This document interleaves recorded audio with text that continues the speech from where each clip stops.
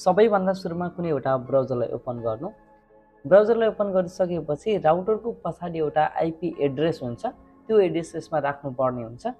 कहाँनिर हुन्छ भन्दाखेरि जुन राउटरको पछाडि तपाईँले हेर्न सक्नुहुन्छ आइपी एड्रेस भनेर लेखेको हुन्छ, यो आइपी एड्रेस त्यो ब्राउजरमा राख्नुपर्ने हुन्छ। यसरी यसमा कति रहेको छ 192.168.1.1 है, 192. हल्का जुम गरिदिउँ है,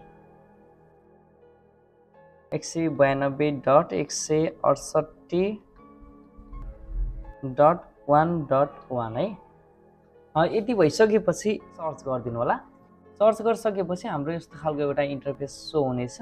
यसमा हामीले पासवर्ड दिनुपर्ने हुन्छ। पासवर्ड कहाँनिर हुन्छ भन्दाखेरि त्यही राउटरको पछाडि हामी देख्न सक्नुहुन्छ जुन युजर नेम एडमिन रहेको छ, पासवर्ड पनि एडमिन रहेको छ। मैले चाहिँ चेन्ज गरेर युजर बनाएको छु है, युजर यसमा चाहिँ त्यही राउटरको पछाडिको युजर नेम र पासवर्ड दिनु होला है। अनि यति भइसकेपछि लगइनमा क्लिक गर्नुपर्ने हुन्छ। लगइनमा क्लिक गर्नु। लगइनमा क्लिक गरिसकेपछि यस्तो खालको एउटा इन्टरफेस सो हुनेछ। त्यसपछि हामीले वायरलेसमा क्लिक गर्नुपर्ने हुन्छ। यहाँनिर एउटा अप्सन देख्न सक्नुहुन्छ, वायरलेसको अप्सन रहेको छ है, यो वायरलेसमा क्लिक गर्नु होला। वायरलेसमा क्लिक गरिसकेपछि यस्तो खालको हाम्रो अर्को पेज खुल्नेछ है। यहाँनिर देख्न सक्नुहुन्छ हाम्रो यहाँनिर एसएसआइडी भन्ने अप्सन रहेको छ, जुन एसएसआइडी फाइबर नेट रहेको छ। हाम्रो यो जुन वाइफाईको नाम हो है, वाइफाईको नाम चेन्ज गर्नको लागि केमा जानुपर्ने छ याद गर्नुहोस् है। वायरलेसमा क्लिक गरिसकेपछि एसएसआइडीमा जानुपर्ने रहेछ है, एसएसआइडीमा। यसमा चाहिँ कुन नाम राख्ने हो, वाइफाईको नाम चेन्ज गर्ने होइन भने यसलाई छोडिदिनु, फरक पर्दैन। यदि चेन्ज गर्ने हो भने यसमा नाम राख्नु होला। मैले चाहिँ यसरी न्यू वाइफाई राख्छु यसरी। अब यो भइसकेपछि तल यहाँनिर सेभ भन्ने अप्सन रहेको छ, एप्लाई एन्ड सेभ भन्ने अप्सन रहेको छ, यसमा क्लिक गर्नुपर्ने हुन्छ। यहाँनिर रहेको छ एप्लाई सेभ, अन्तिममा हुन्छ, यसमा क्लिक गरिदिनु।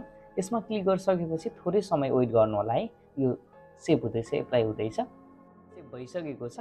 अब हामीले पासवर्ड चेन्ज गर्नको लागि यहाँबाट गर्न सक्दैन, वायरलेसबाट हामीले नाम मात्रै चेन्ज गर्ने हो। हुन त वाइफाईलाई हाइड गर्ने कुराहरू छन् होइन, त्यसपछि गेस्टहरूको लागि हामीले छुट्याउनु पर्ने चाहिँ धेरै कुराहरू छन्। म तपाईँलाई नेक्स्ट भिडियोमा सिकाउने प्रयास गर्नेछु है। अहिले चाहिँ हामीले वाइफाईको नाम र पासवर्ड मात्रै चेन्ज गर्ने हो। अब पासवर्ड चेन्ज गर्नको लागि यहाँनिर देख्न सक्नुहुन्छ सेक्युरिटी भन्ने अप्सन रहेको छ है, हाम्रो वायरलेसमै हुन्छ है। वायरलेसको बेसिकभन्दा तल सेक्युरिटी भन्ने अप्सन छ, सेक्युरिटीमा क्लिक गर्नु। सेक्युरिटीमा क्लिक गरिसकेपछि अलिकति तल जानु होला, यहाँनिर देख्न सक्नुहुन्छ यहाँनिर है, यहाँनिर रहेको छ हाम्रो वाइफाईको पासवर्ड रहेको छ।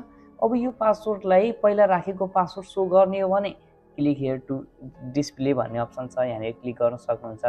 यसमा क्लिक गरिसकेपछि माथि यहाँनिर वाइफाईको पासवर्ड सो हुनेछ है, यसमा क्लिक गर्नुहुन्छ भने। होइन भने तपाईँले पासवर्ड पहिलाको पासवर्ड हान्नु पर्दैन, सिधै चेन्ज गर्दा पनि फरक पर्दैन है। मैले चाहिँ वाइफाईको पासवर्ड के राख्छु भन्दाखेरि डिपेन 123 राखिदिन्छु यसरी।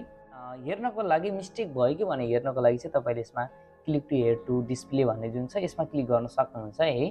हाम्रो डिपेन 123 भइसकेको छ, हाम्रो जुन हामीले टाइप गरेको थियौँ त्यो अनुसार ठिक छ होइन।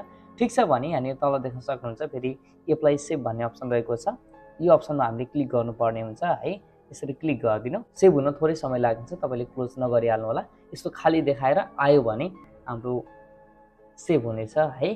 तपाईँले मोबाइलदेखि गर्नुहुन्छ भने वाइफाई जान्छ फेरि। मैले त अब इथरनेट केबलबाट गरेको छु र वाइफाई गएको छैन, कम्प्युटरमा गरेको छु। यदि मोबाइलदेखि गर्ने तरिका पनि सेम नै हो। मोबाइलदेखि सेभ गर्दाखेरि चाहिँ एकछिन वाइफाई जान्छ है, गइसकेपछि फेरि वाइफाईलाई कनेक्ट गरेर तपाईँले काम गर्नुपर्ने हुन्छ। यस्तै नलेजको लागि च्यानललाई सब्सक्राइब गर्नु। धन्यवाद।